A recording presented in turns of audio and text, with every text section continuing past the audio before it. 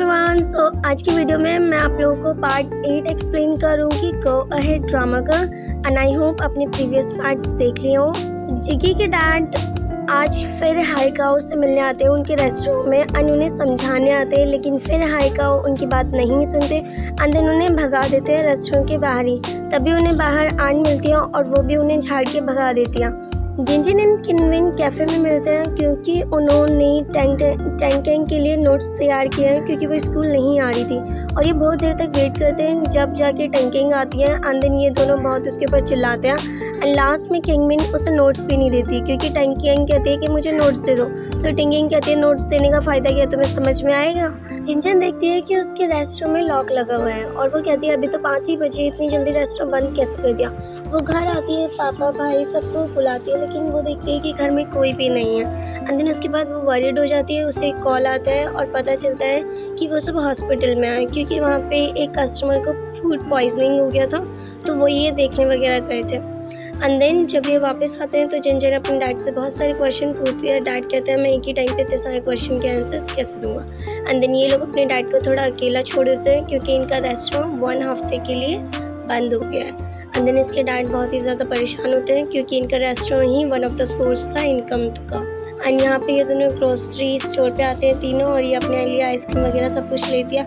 But फिर यहाँ पे वही सीन होता है कि लिंगशा उसे बहुत सारी चीज़ें लेने नहीं देता। वो यहाँ पे 1-2 चीज़ें लेती है, स्नैक्स वगैरह। एंड जिगी यहाँ पे कुछ नहीं लेता क्योंकि वो ऑलरेडी बहुत ज़्यादा वरीड है। तभी यहाँ पे लिंगशाओ कहता है कि हम अभी बड़े नहीं हुए, हम बड़े तब होते हैं जब हमें लाइफ का वेट पता चलता है कि लाइफ कितनी भारी है। एंड देन यहाँ पे जिगी अपने डैड से मिलने आता है क्योंकि जिगी को ऐसा लग रहा होता है उनका रेस्टोरेंट उसके डैड की वजह से ही बंद हुआ है। तो फिर यहाँ पे वो अपने डैड से कोई बात नहीं करता और वो उसे फिर समझाते हैं कि तुम 3 जने हो, तुम कॉलेज जाओगे, तुम्हें क्या लगता है ऐसे ही हो जाता है ईजी में सब कुछ। तो फिर वो वहाँ से चले जाते हैं। यहाँ पे ये दोनों बात कर रहे थे और हैप्पीली यहाँ पे एक अच्छा वाला मोमेंट ये होता है कि इतनी सारी प्रॉब्लम्स के बाद भी दोनों डैड आराम से बातें करके सॉर्ट आउट कर लेते हैं। यहाँ पे लिंगशाओ एंड जिगी का होता है कॉलेज एंट्रेंस एग्ज़ाम एंड जिनजिन उससे कहती है क्या तुम उन लोगों ने वो लकी वाला रेड पेंट पहना है, मीन्स अंडरवेयर पहना है। सो दोनों हाँ कहते हैं लेकिन ये मानती नहीं है। फिर दोनों इसे दिखाते हैं, मतलब ये पहले खुद जाती है देखने बट फिर वो उसका हाथ रोक के खुद ही दिखा देते हैं। एंड देन यहाँ पे जब जिगी दिखा देता है फिर वो लिंगशाओ को बोलती है और फिर लिंगशाओ भी दिखा देता है। उसके बाद इससे बना हुआ होता है एक मैप, मतलब ड्राइंग कितनी अच्छी है। एंड देन उसके बाद ये कहती है नाम लिखने के बाद पेपर को चूम लेना। अपने डैड से भी बोलते हैं डैड जब हम चले जाएंगे ना तो आप मामा के सामने कैंडल जलाना और दोनों भाई को विश करने के लिए बोलना उन्हें। एंड यहाँ पे टीचर पढ़ा रहे होते हैं एंड तभी इन्होंने ना कुछ होमवर्क वगैरह दिया होता है लिखने के लिए। तो किंगमिन ने ना वो फर्स्ट वाला सीन ही लिख देती है जहाँ पे जिगी, लिंगशाओ और फिर जिनजिन ने उसे बचाया था। जैसे हमने लास्ट टाइम देखा था कि जब लिंगशाओ किंगमिन को समझा रहा था तो उसे उस पर क्रश हो गया था। एंड देन इसके बाद क्योंकि ये जो इसने जो भी समरी वगैरह लिखी है वो इसने लिंगशाओ के ऊपर ही लिखी है, तो यहाँ पे जिनजिन बहुत ज़्यादा गुस्सा होती है।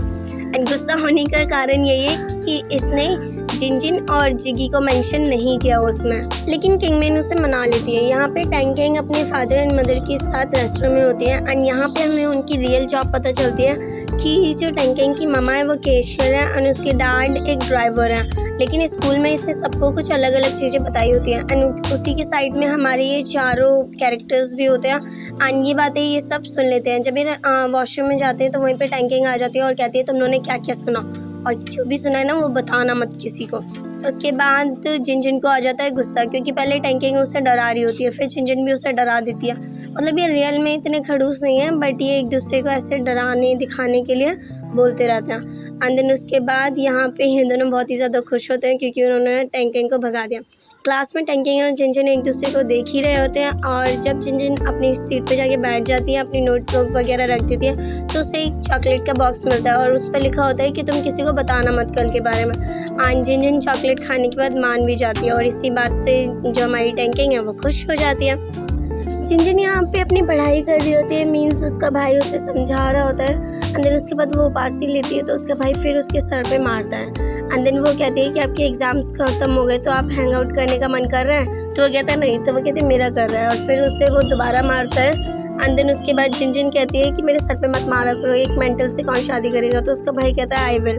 मतलब प्रीवियसली ऐसा जब वो बोलती थी तो वो कहता था कि मैं पागल नहीं हूँ जो मैं तुमसे शादी करूँगा, बट उसके बाद उसने कह दिया आई विल।